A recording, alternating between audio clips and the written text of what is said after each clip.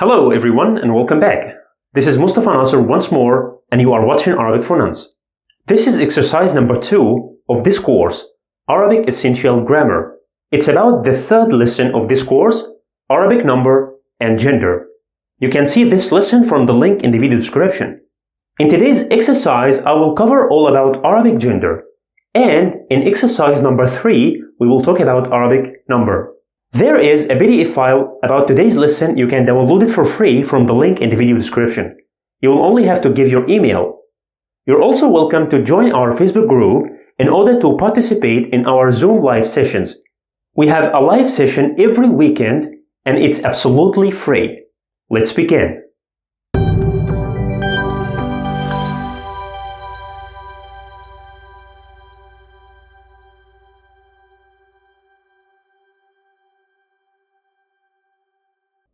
In Arabic, there are two main features of any noun, number and gender.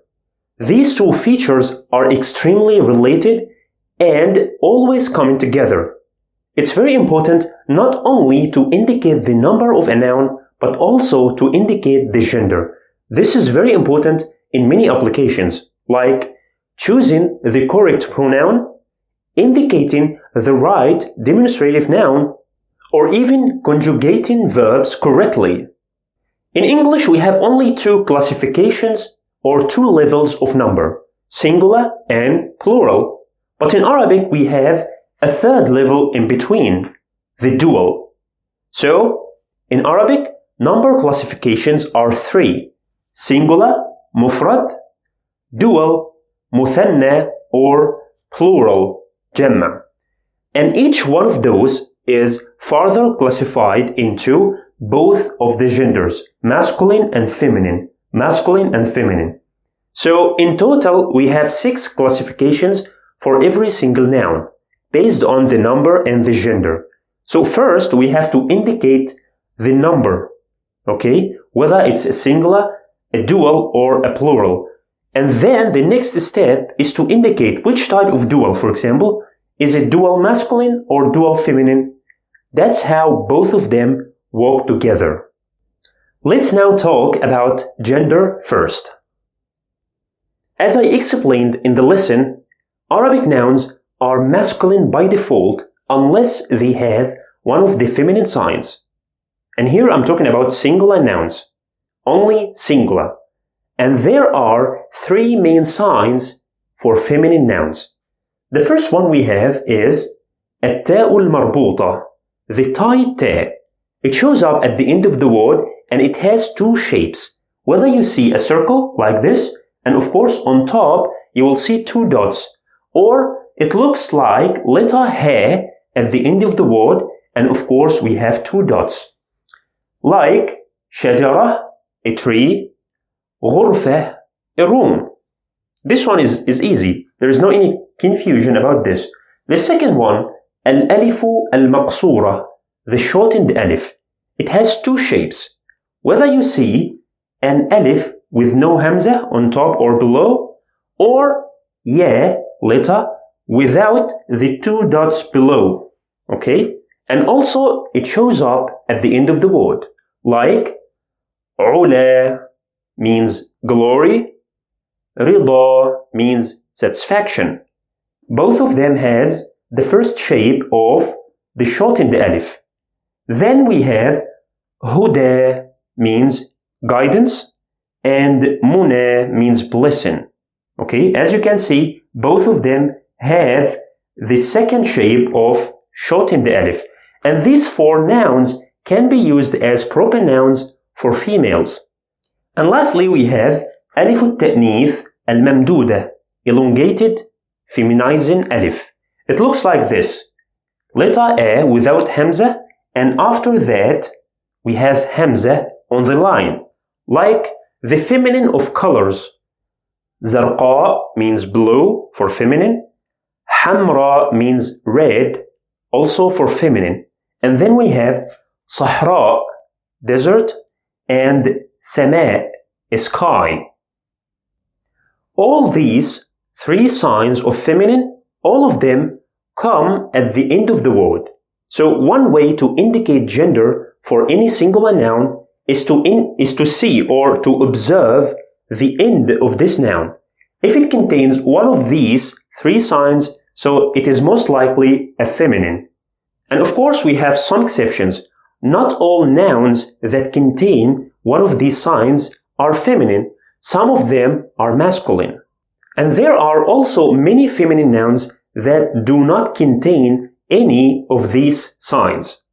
Now, I want to focus more on the first sign, التاء المربوطة.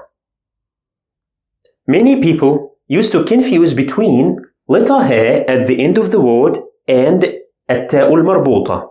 Here I have a little comparison between them.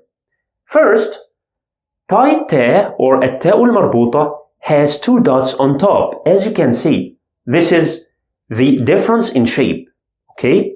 And the ه at the end of the word doesn't have any dots. This is difference number one. Second, the tight ta, التاء المربوطة, will show up only with nouns, while ه shows with any part of speech, a noun, a verb, or even a preposition. Then, التاء المربوطة is an original part of the word or of the noun, because in this case we are talking about nouns. Like ساعة, a clock, or جميلة, beautiful, for female. Even here, this one is an additional letter for feminine, but here it's an original part, okay? On the other hand, if you look at letter ه at the end of the word, it might be original or additional. This example, وجه, a face. Here it's an original part. منبه, an alarm clock, also an original part. Sometimes it will show up as an additional part as suffix, like a possessive pronoun in كتابه, his book. Here it's an additional. And as an objective pronoun like أكلته, I ate it. Or even as a genitive pronoun with prepositions like له, for him, and so on. And lastly, the pronunciation. التاء المربوطة, it will have two pronunciations, whether we pronounce it as ta in case if it's a vowel, or we pronounce it ه if it's a consonant. On the other hand, letter ه will always be pronounced as ه if it's a consonant or a vowel in all its cases. Here I have two examples. The first one, وجه, means a face, and the second one, فراشة, means a butterfly. Okay, here I have two, ه and tight ta. Which one of them is letter ه and which one is تاء مربوطة? Obviously, this one is the ta, because we have two dots, okay? Let me try to pronounce both of them as consonant. Listen carefully. وجه, وجه. I pronounce it as ه or H sound in English. Okay? The second one, فراشة, فراشة. Again, I pronounce it as H sound or ه sound because both of them are consonant. Let me try to make them vowel and pronounce them again. And the best way to do so, to differentiate between ه and ta, is by adding تنوين. In this case, I will add تنوين with ضمة. Okay? Let me try to pronounce them again. وجه, وجه. Here again we pronounce it as H sound or ه sound. وجه. And here فراشة, فراشة. I pronounce it as ta sound. Okay? Even if we try any other label or any other case ending like فتحة, for example. Let me try to add فتحة. And here also I will add فتحة. Okay? Let's try again. وجه, ها. فراشة, تا, فراشة. وجه, الوجه or الفراشة. Okay, I hope now you get the difference between both of them. Now let's learn how to convert masculine nouns into feminine. We can convert masculine to feminine by adding the tight ta, التاء المربوطة. That's why it is the most common sign for feminine in Arabic. Here we have some masculine nouns and we will do this process. The first one, طفل or طفل, a kid or a child, of course a male child. To make it feminine we add the tight ta, and of course we will make the necessary adjustment. This is the first one. Then we have معلم or معلم, a male teacher. To make it feminine, we add the tight ta.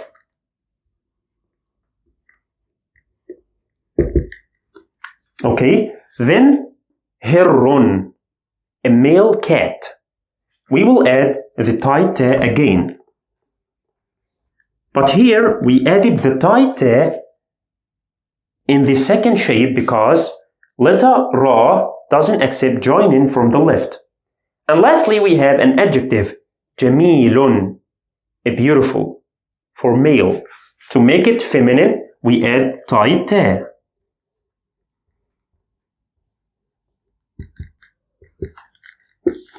Okay, this is fine. Then we have a problem. The case ending.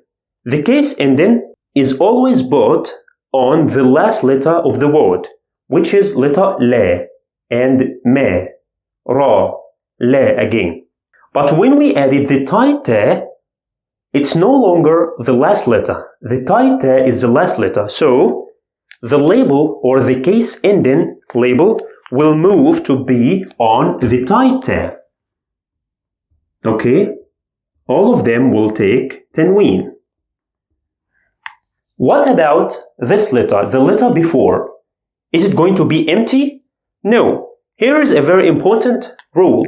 Once you see a tight ta or ta'un marbuta at the end of any noun, the letter before must be labeled with fatha, must be maftuh. So here we will have fatha.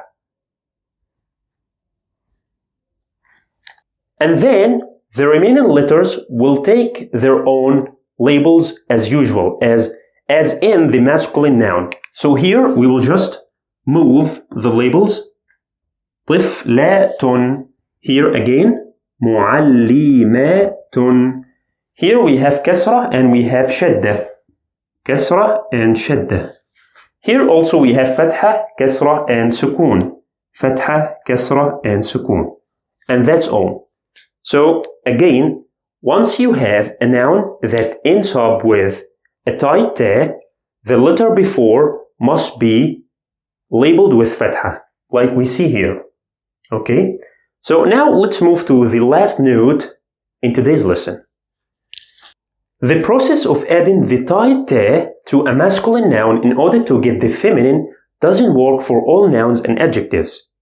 Sometimes when we want to get the feminine of a masculine noun, the whole word will change.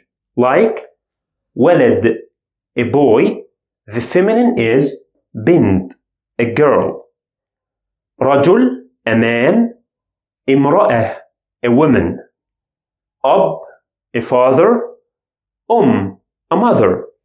And also we have many feminine nouns that have the tight ta originally.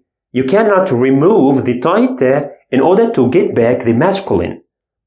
Like قراءة, reading. طاولة, a table, or سمكة.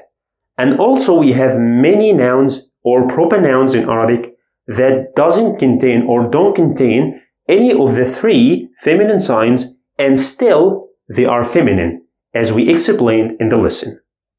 If you have any question about today's exercise, don't hesitate to ask me in the comments. Don't also forget to subscribe my channel, activate the bell and like the video. You can also download the PDF of this lesson from the link in the video description. I will see you soon.